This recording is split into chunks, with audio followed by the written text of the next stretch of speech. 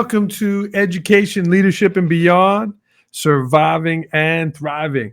My name is Andrew Murata, host of the program, and it is show number 186. Happy to be with you. Happy to be live here on Facebook. Proud member of the Education Podcast Network, Voice Ed Radio Canada, iTunes, or wherever you are viewing or watching, listening to the podcast. Happy to be with you. Show number 186. We are going to meet today my friend Trent Grunmeyer from Iowa.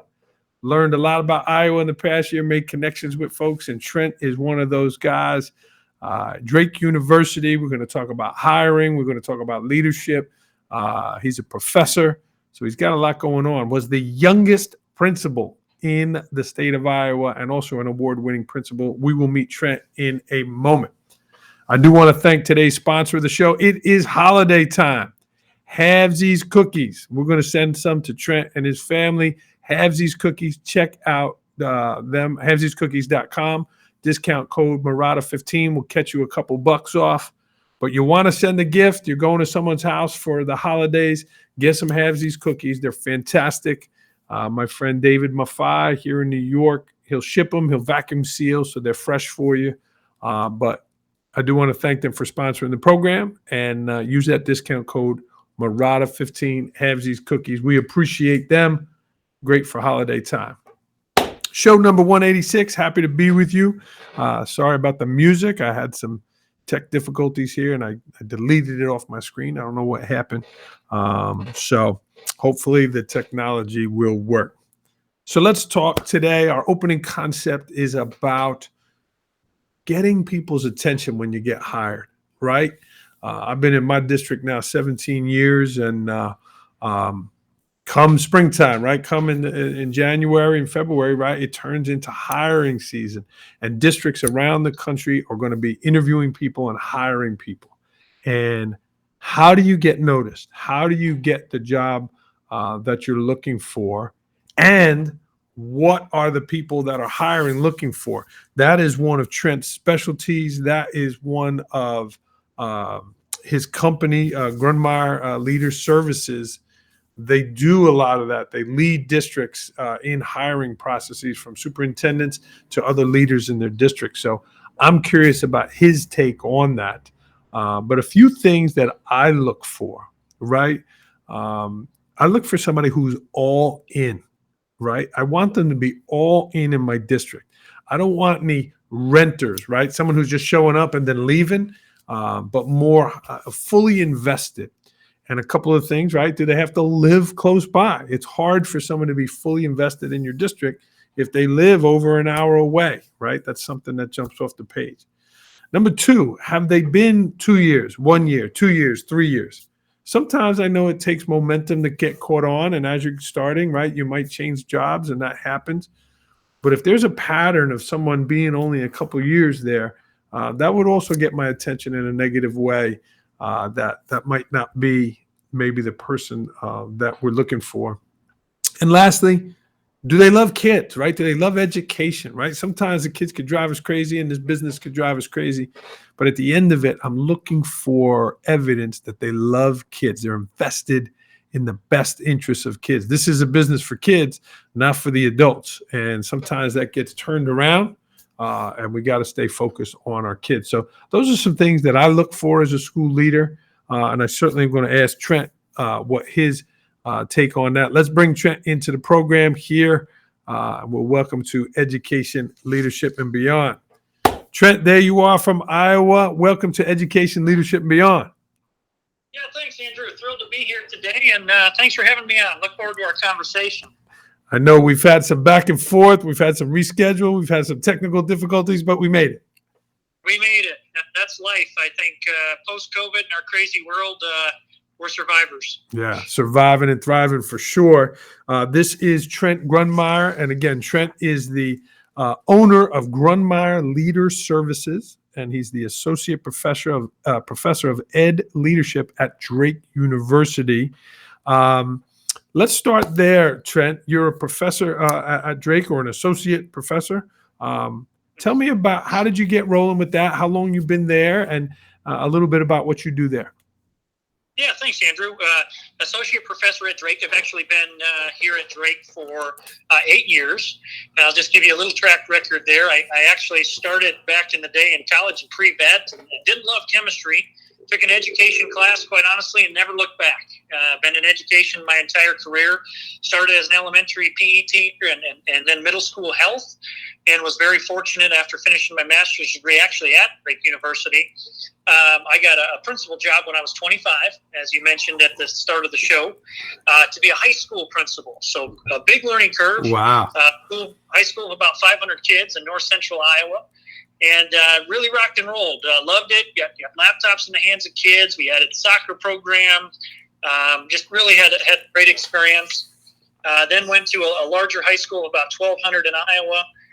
At age 29, did laptop initiatives. Had a great experience there. And as you noted, had a nice honor, 2013 high school principal of the year in Iowa, which was just a great connecting and networking opportunity and a nice compliment to my career. Right before, actually, I went to the university where I train and joke around that I corrupt future principals and superintendents as well. So that's just a quick elevator speech of my journey, and love my role at Drake, and also the work that I do around the state and the Midwest in hiring superintendents and principals, as you noted as well. You got going a lot going on. You're around leadership and everything that you're doing. So tell me, you have educators that are taking courses to become administrators. Is that the work that you're teaching at Drake? Yeah. We have an education leadership program with principal licensure, and then the one that I advise is for superintendent licensure, and it's a different track. Both of those can be aligned to doctorate programs as well. Wow. So a lot of options for students. Wow. And are you seeing anything, Trent, with what's gone on with COVID, the pressures of the school leaders, people saying, no way, I'm not signing up for that? And has there been a drop or a decrease in the people you're seeing? Too early to tell in Drake or at Drake. I will actually tell you our numbers have been pretty good. The new track, quite honestly, is, and Iowa's a little unique, but it's kept on across the country. The instructional leadership track is kind of the new track to the principalship, at least. And that's where, they might go from being a solid teacher to being an instructional coach to being an assistant principal or principal. And then they might consider a few years later to get the superintendent endorsement. So we've seen that our numbers have been good, to answer the question directly. But we've seen that instructional leadership track kind of the new norm in regard to building and then district leadership. Yeah. And you got in it early, and we're going to get to that, Trent. What are some of the challenges you are seeing from newer administrators? Some of the concerns you're hearing, or maybe some of the ways they're not starting themselves off so well, being that you're teaching them. What are some of the things you're hearing and seeing there? Yeah, well, there's probably no surprises to a couple of these. But the first one is just navigating the politics of some of the hot button issues. Masks are the obvious one. So you're hired as a new administrator and you come in, people are already divided. So I see boards and high teams looking for people that have a leadership style that will be inclusive and listen, but also walk the line of being able to make decisions and hold true to policy. And that's an art. Especially being new. So I think that's the most timely challenge that either building and district leaders are walking into that have recently been hired. Because of that, I also see a lot of, I call it maybe compassion fatigue. I think that's even a legit phrase. Yeah. I'm not just making one up, but where principals and superintendents are trying to serve their community, their families, their colleagues, their teachers, their staff, and they just are getting burnt out. And I think that's happening for teachers too. They're trying to serve their families and kids. We're just in a very difficult personal and professional time in education right now, and I hope it gets better. It worries me for the profession of education going forward, but I see that as another big challenge, balancing that personal and professional responsibilities that is burning out some good people, just to name a few. Yeah, no, understood and agreed there. And it is a balance. We have to take care of ourselves. And I know right after this, you have events that you have to go to, and I have stuff I have to go to. But it's good to have people like you that are helping mentor and guide and grow these new school leaders.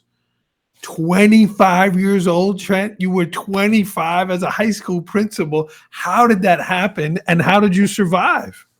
Well, hey, Andrew, they were desperate. I think that's how it happened. No, it was. I was a small state, a lot of connections, probably like any state, but there were some connections. And you said, I love what you said earlier about all in, being all in.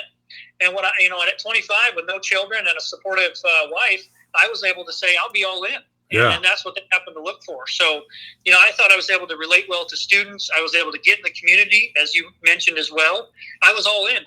And that served me well. And so I joke around, had a great run, heard a lot. Hey, you're young enough to be my son or grandson. And so once we got over that, we got down to what's best for kids and how can we improve this school, and just really enjoyed my time there at Hampton Dumont. And when people said, Trent, you're too young to lead, you didn't teach long enough, when they gave you all the reasons that you couldn't do it, how did you respond to that? One thing is talking, and I just, what you say may or may not matter, but the follow through, instead of thinking I knew everything about how to teach science or social studies that I'd never taught before, I'd get in the classrooms and try to ask the right questions. Instead of talking about what's best for doing, what's best for kids, I'd bring the building leadership team, I could say, along and say, let's decide together what's best for kids, and then we'll make it happen. So for example, my dissertation was around college readiness and laptops for high school students. I'm very passionate about it, and I knew quite a bit about it. But some timely happened. We had some Microsoft settlement money, a couple $100,000. And teachers were saying, let's get Promethean boards and whiteboards and Elmos in our classroom. And I said, hey, I've done this little study, and I can tell you if we put technology in the hands of kids, it's going to make them more college ready. So I was able to pull together some data with this money, and we were one of the first, it seems probably old school now, but we were one of the first schools in Iowa to have every kid to have a laptop computer. And it was a game changer for some of our most impoverished kids and families. Yeah. And if you have a little success with things like that, then people are willing to listen, obviously, and you can move them. And just had a great run, but I certainly didn't do it alone. And right, we sound like we're talking about the olden ages, right? Before they had computers, right? They all have computers in their hand now, but I certainly remember that time, and kudos to you for making that happen. Trent, what do you think were some of the things that led you in 2013 to become Principal of the Year? That's a pretty nice honor. What were some of the things that you did as a leader that people noticed that brought that out, that award? Yeah, when I was hired at the larger district here in Iowa, I followed a gentleman who was a great leader, but his style was probably more around the management. And so when the board hired me, they wanted much more instructional leadership. And what we were able to do is really kind of deliver on that. We did engage technology, again, in the classrooms, integrate. But I was much more of an instructional leader there. And so if I had to just say one thing that I think was the game changer there, it was making decisions based on what was best for kids and being a strong instructional leader, working with and beside teachers, which was a whole culture shift for that. And I think, honestly, as I reflect on it, there's a lot of details and work that went into that, and it wasn't easy. It was not easy to change the culture. Let me be clear. And not everybody loved it. But over the course of 3 years, we really did change the culture to student focused and instructionally focused. And I would credit that for that nice honor. And that's great to hear. It's refreshing to hear, because we as principals, we can become little business managers, right? We're fixing stuff, we're getting substitutes, we're doing all this other stuff, except the number one thing, right, is to guide that instruction, to make that great instruction. And it was great to hear you say along with and besides, not at, right? And I think that's so important for leaders to hear. Yeah, most of the time at least. There's always some tough conversations where you had to bring people along a little more directly, but any reasonable educator that knows you're working in the best interest of kids, they will come. They will come if you give them the why, thanks to Simon Sinek. And some of those others you just bring along, but you don't wait. You don't wait for every light to turn green, right? Because they're never all going to turn green. You get the critical math, And you do what's best for kids. You work hard at it, move forward. And I love that you're pointing it out like it wasn't all perfect, right? You were principal of the year, right? People think, oh, it was easy. Oh, he's being, it's hard work, right? And not everybody likes it. Not everybody likes you. I still remember the notes in my box 6 months in saying, why don't you leave? And tough conversations with teachers. Yeah, it wasn't roses and cushy path, but we got there. And I'm pleased to say I didn't lose too much sleep, and I think we made most decisions based on what was best for kids. Awesome. Well, congratulations. And, another thing you're doing leading is helping districts find leaders. Right now, it's a hard time getting the right person, superintendents and principals. How did you get going into starting Grundmeyer Leader Services? What motivated you to kind of do that? Yeah, great question. I appreciate you asking that. So, 8 years ago, I came to the university and I knew that was kind of a fork in the road. So this was my opportunity, I thought, to kind of rebalance life a little bit and still have an influence on education. So I made a decision to, do most of my research with K-12 educators and in the field. And I still continue to do that today. I want to provide meaningful research that informs the field, makes a difference.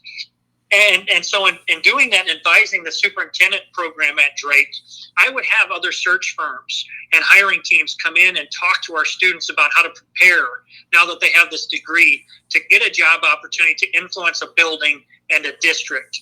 And quite honestly, without saying anything negative, I just felt over time I could be more transparent, I could be more objective, I could be innovative in the hiring process, and I felt like there was space in the market. And so I just put the rubber where the road met and went to work, and 1 turned into 3, and 3 turned into 8, and 8 turned into 12. And last we did 31 searches here in Iowa, Nebraska, in the Midwest. So excited about it. And it's not me alone. Now we have 7 consultants that work and some other folks that do some side work for us. But our reputation, I think, is certainly getting us more business. Yeah. That's awesome. Let's hit pause for a second. My friend AJ Bianco from New Jersey is watching here, and he asked, what advice would you give to new school leaders? Well, how much time do we have? I actually have a presentation really on this and what we try to do.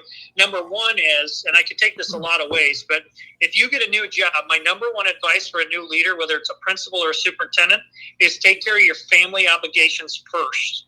I've heard time and time again that, they don't get the kids in school, or there's an issue with registration.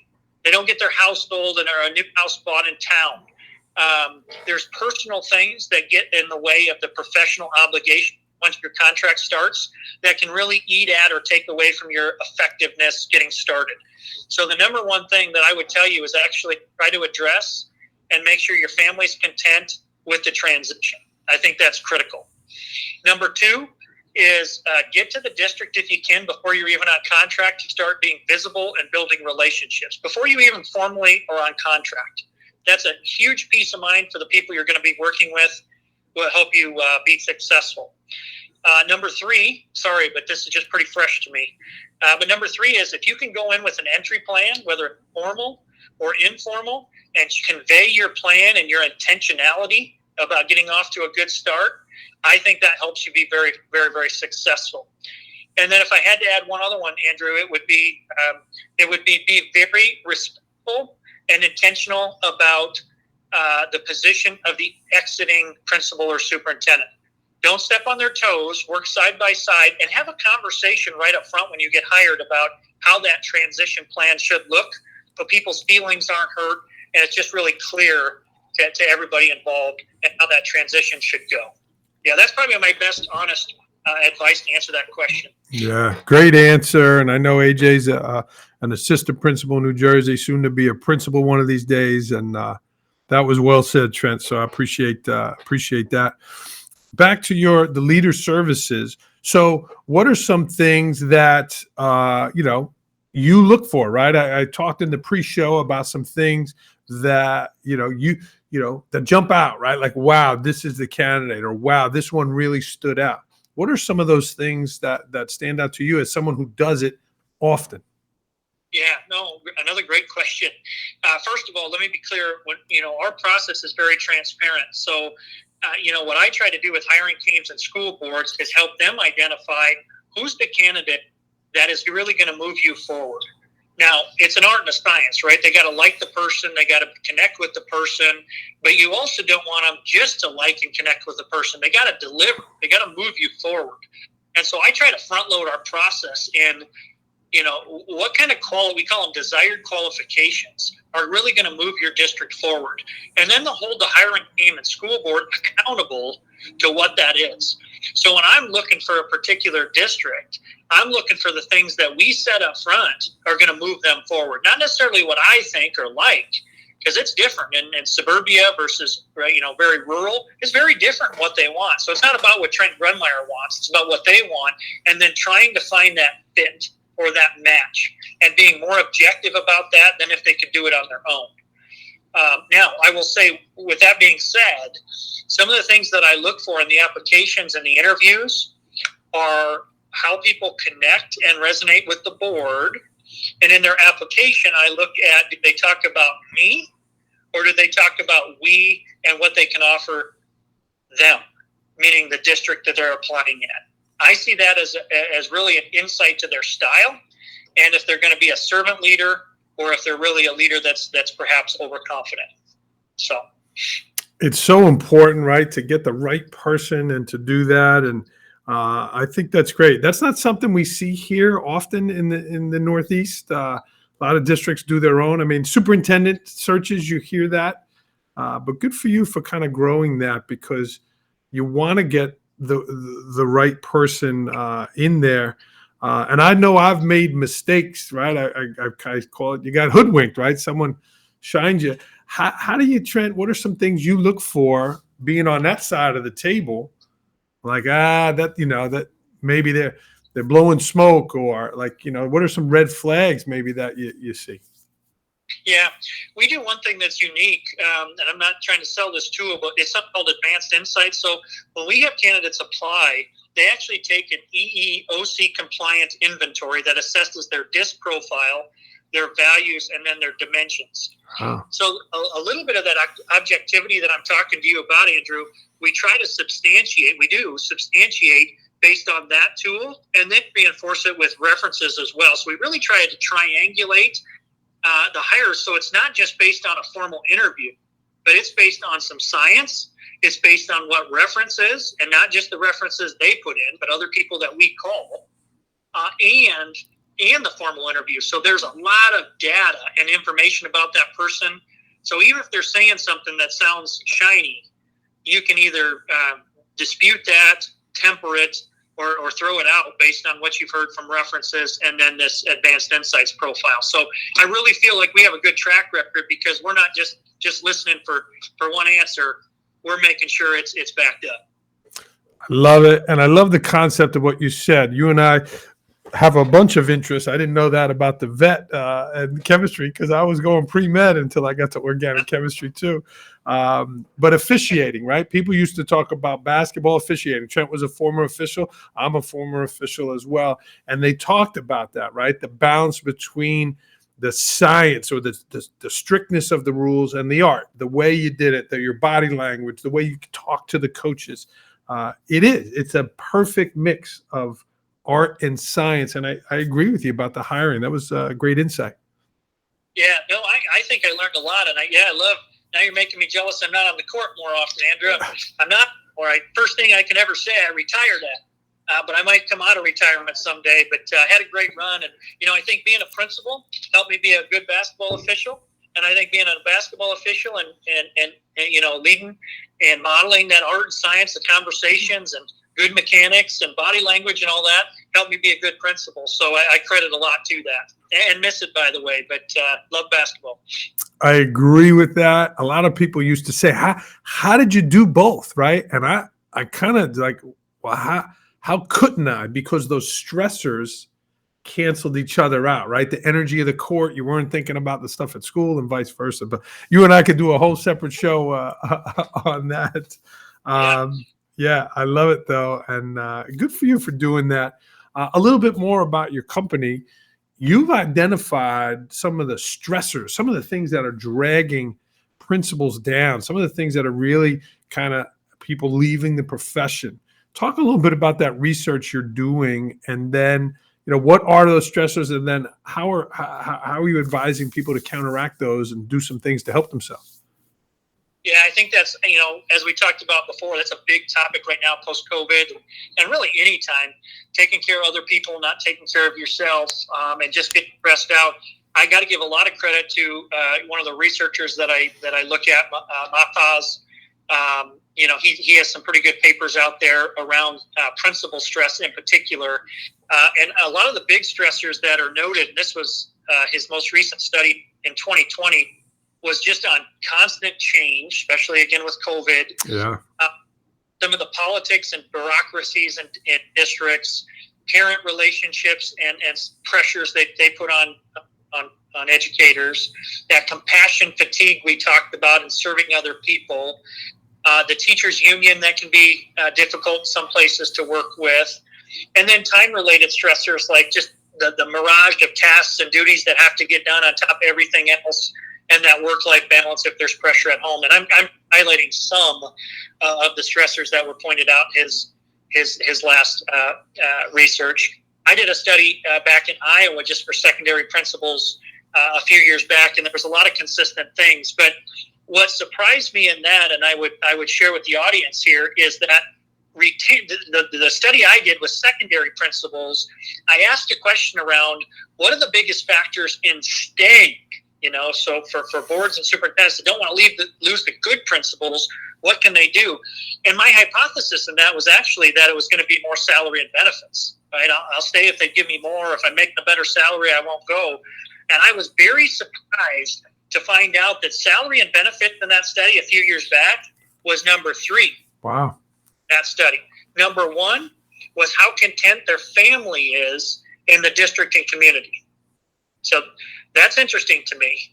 And number 2 was how clear is my duties and expectations from the superintendent and board. And I think that's just been, reconfirmed in education right now. And salary and benefits was obviously number 3. So when I hear boards talk about more salary to the high school principal who's really good, or trying to keep an assistant principal who's looking at being a head principal in a neighboring district, I temper them quickly and say salary's part of it. But have you considered taking some night supervision away? Is their spouse and kids content in town? Some of those things, because I know those weigh in on top, factors in retention as well. So I just offer that. Yeah. Is it common out there, Trent, that you see that the administrator has to live in the district? Is that something that's you see part of that a lot? Well, in Iowa in particular, in a lot of states, there's no legal mandate to do that. They can incentivize it, but they can't legally make you live in the district. Yeah. But off the record, is it important to be visible and engaged? 100%. Yeah. 100%, whether they can legally mandate it or not. Yeah. Sure. I mean, because I see both sides of it. I live very close to my district, which I think is important, and I mentioned earlier. But I have a little bit of separation that I can go to a restaurant. I can go because I'm in the next community. And there's pluses and minuses to it, because if you are, you're always on. You're out to dinner, and there's the principal. And if you have a glass of wine, there's somebody saying, oh, he's doing this or doing that. And so I see both sides of that. But I agree with you about the importance of that. And you mentioned that about the family, right? Making sure your family is taken care of and feeling supported, and that dad or mom is going to have some time to be home. So really, really great insights, Trent, and good luck with your company. I'm sure that is a service. Is it growing? Is this something that you're finding more and more districts are looking for? Yeah. You mentioned before there are not a lot of principals, and that was the case when we got in the business as well. But I think because we offer fair services, and like I tell them, you get the wrong principal and there's legal fees and stuff, you're going to be paying react attorneys probably more than me. So it's just critical you get the right people, and certainly I've networked in Iowa and the Midwest here a little more than the East Coast. But I think because of the reputation and some of the tools we've talked about, and the importance of getting the right person in this day and age in education, we've done quite a few principal searches as well, and I think it'll continue to grow. Trent, you mentioned family multiple times. I know you're married and you have 3 beautiful children, and their names got my attention. They're very unique, very different, and it's Grade, Faith, and Truman. Are there some stories to the names and between you and your wife there? Yeah, when you mentioned this, I was prepared to chat about this a little bit. Yeah. It's just you don't think about it after you name them here much. But our oldest was going to be Grace or Emma. Quite honestly, we knew she'd be a girl, and the truth is, when we saw her for the first time, I kind of looked at my wife and I said, I think she's a Grace, and we agreed. We don't always agree, but we agreed on that. And so she became a Grace. And then maybe this is too much information, but I love Faith Hill's music, and she's a beautiful woman. And so when we our next daughter, we knew we were having a girl. I proposed the name Faith to my wife, and she said it just stuck. So that one stuck for us. And then Truman, my name's Trent, obviously. Middle name is Anthony, and so I wanted to go with Anthony for my son, and maybe same initials. We kind of finding a T name.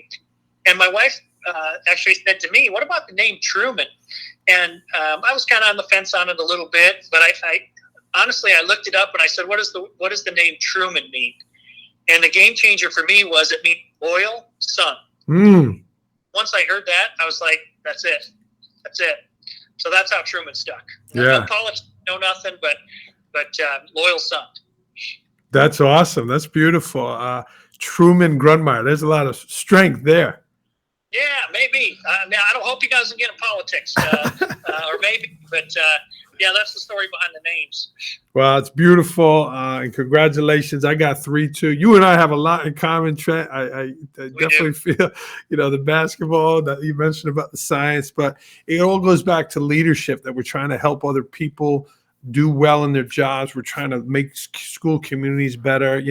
I've heard people say the community is the school and the school is the community. And kudos for you to try to continue to not only make yours better, but and growing the leaders. So you're doing a lot to move education forward.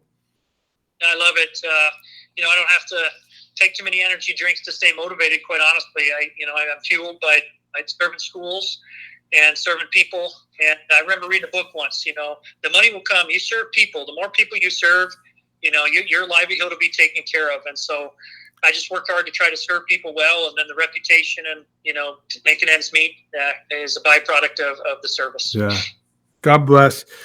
Trent, is there something that you wanted to talk about or share that I did not ask you?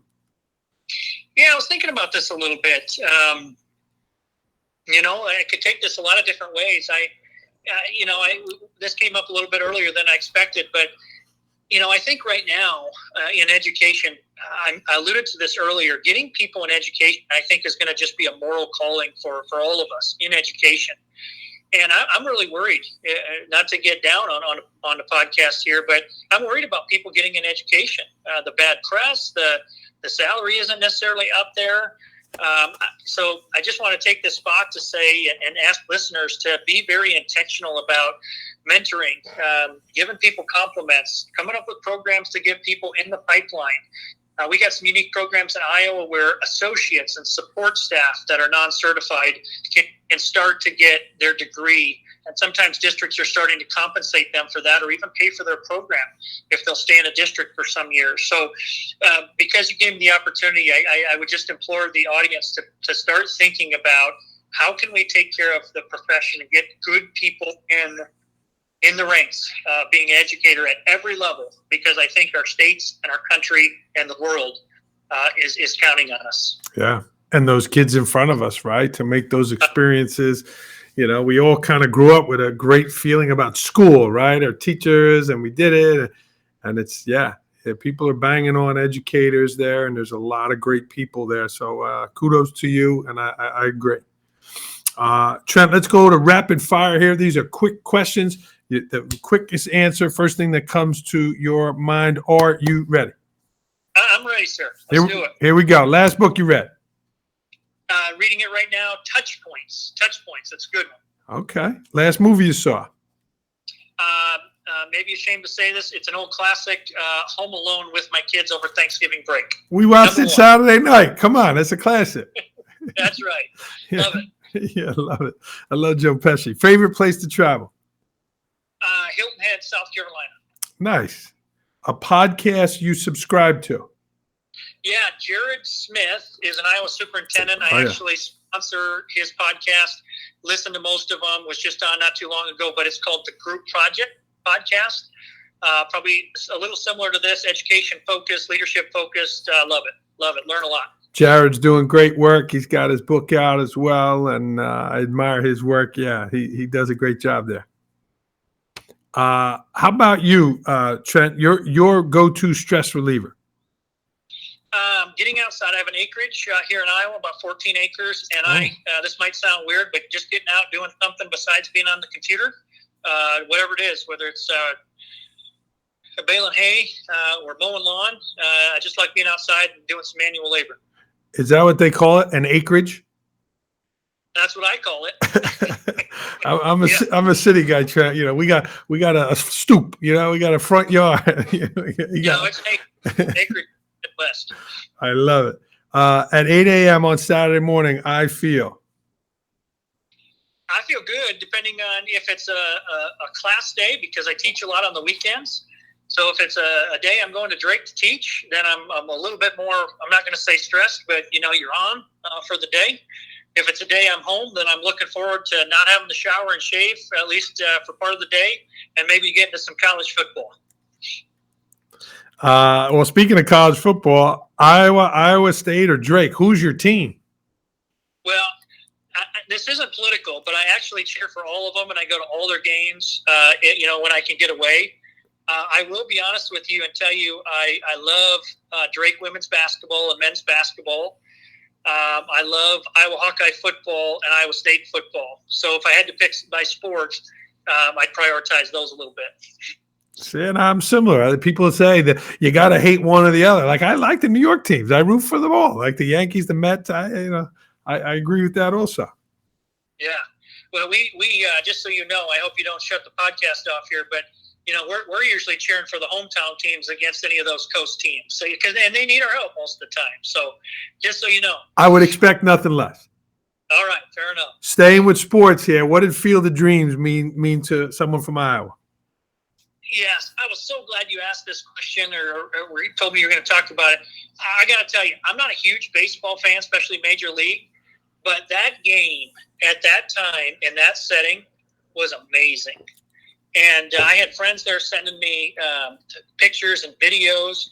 I think our country needed it. Yes. It was the first Major League games played in Iowa. The game itself couldn't have went better. Yes. And here we got two teams coming back. I think the Cubs and the Red Sox. Yeah. It was awesome for Iowa. It was bigger than that. Loved it. Yeah. I mean, that line, it's just heaven, right? I mean, it really, I want to visit, but the game, it was phenomenal. I had tears in my eyes when Kevin Costner was walking out. Oh, and it's just, I love the movie. My kids have watched it. I've been to Field of Dreams before. I mean, as a kid growing up and stuff, it's just a special place. I mean, it gives you goosebumps. Just a special, and it truly, if you've never been to Iowa, I really think that setting, that game really incorporates a lot of good about what Iowa stands for. Love it. You got, we're in the holiday time. We got New Year's. I'm a belief you do something a little bit every day, but people got New Year's resolutions. What's something you have a goal here in 2022? I'm going to be honest with you. This is one that was a goal last year, and I struggle with it. It's a weakness for me and probably others, but I have a hard time being in the moment because I'm always thinking about the next thing, trying to multitask, I feel like if I get this done, I'll have breathing room later. And honestly, my New Year's resolution last year was to try to be more present, especially with my family. And so I'm putting that back up. I'm going to recommit as long as I can. But whether it's a meeting or family time, I'm going to try to be more present in 2022. I love it, Trent. Again, there's a similarity with Trent Grunmeyer and Andrew Murata there. Very nicely said. Trent, if people want to learn more about the work you're doing, what's the best way they can get in touch with you? Well, my website is GrunmeyerLeaderSearch.com. All my contact information, emails there. Heck, I'm wide open. Twitter, it's at Grundmeyer Leads with an S. Pretty accessible. You can call me on the phone. I'd love to connect. Again, I build a business around networking. if I can help people, whether it's a conversation about a job or not, a move or not, getting into a degree program or not, or just thinking through that, reach out. I'd love to connect with people, however you can get in touch with me. And I'll share my contact information again with you as well, Andy. Yeah, absolutely. Our friend AJ from New Jersey, he wrote about being present is great. I know he's got a busy life. I know that's a challenge for him also. So being in the moment, right? He's asking what's next. Us leaders are always going on to the next thing. Trent, it was finally great to have you on. We had to juggle some technology here, but it was nice to talk. It's great and refreshing for me to hear somebody that's doing the great work to grow leaders like you're doing. So I applaud you, and I wish you the best in your journey. Andrew, thanks for having me on. I hope I left some things that resonate with people, and thank you for your work as well, and happy holidays to you. Thanks so much. Guys, Trent Grunmeyer here on episode 186. Trent, we're going to have to exchange addresses. I'm going to send you some Havesies cookies for the holiday. Please check them out as a sponsor. And Murata 15 is that discount code for you. Trent, stay on the line for a second. We are going to sign off here on Education, Leadership, and Beyond. If I can help you in any way, don't hesitate to reach out at Andrew Murata 21 on Twitter. And Trent, people on Twitter again, one more time. Yeah, Grundmeyer, GRUNDMEYER, Leads, LEADS. Look me up, connect. Glad to help. Nice. And here's AJ leaving a nice comment again. We're going to sign off. I screwed up my exit music here, so there's no exit music. So signing off, show number 186. Thanks, everybody. Keep rolling in your journey.